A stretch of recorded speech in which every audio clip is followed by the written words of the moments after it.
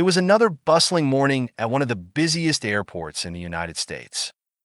A well-dressed white man in his late 40s suddenly appeared at the edge of the terminal, jogging toward the check-in desk. His movements were hurried, almost frantic. He clutched his backpack tightly, glancing nervously over his shoulder as he approached. Two security officers standing nearby exchanged glances. One of them gestured subtly toward the man. The other nodded and stepped forward. Excuse me, sir, may I see your passport and ticket? The man froze for a second, then fumbled with his backpack, pulling out the documents. The officer scanned them quickly, then handed them back with a polite smile. Everything checks out. Have a great flight, sir. The man thanked them and hurried off to his gate, still clutching his backpack tightly. Half an hour later, another passenger of similar age, also well-dressed, arrived at the same terminal. This man was black, and his movements mirrored those of the earlier traveler. He jogged up to the desk, clutching his backpack, glancing around as if in a rush. But this time, the security officer's response was different. Hey, you there, stop. The black man froze, his eyes wide with surprise. Step over here. One of the officers barked, pointing to a side area near the checkpoint. The man tried to explain. I'm just running late for my flight. Backpack on the table. Now.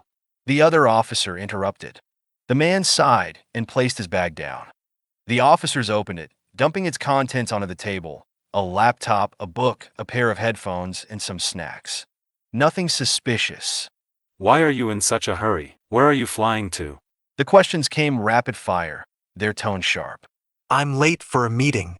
The man said, his voice tense. Please, I need to check in. It's up to us to decide when you're clear to leave. One of the officers cut him off. Minutes ticked by as the officers continued their aggressive questioning. The man pleaded with them to let him go, explaining that he was about to miss his flight. A few more minutes, and familiar voice broke through the tension. That's enough. The officers turned to see the white passenger from earlier, now standing just a few feet away. But this time, instead of boarding pass, he was holding a badge.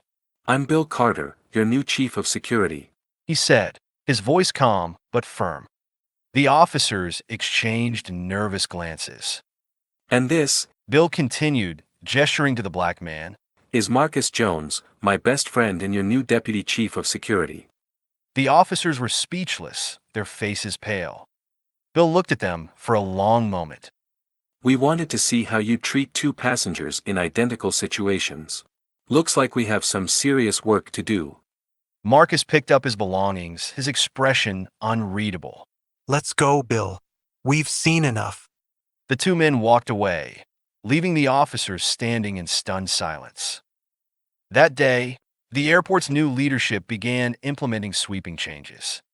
Bill and Marcus were determined to root out discrimination and ensure that every passenger, regardless of their race, would be treated with fairness and respect.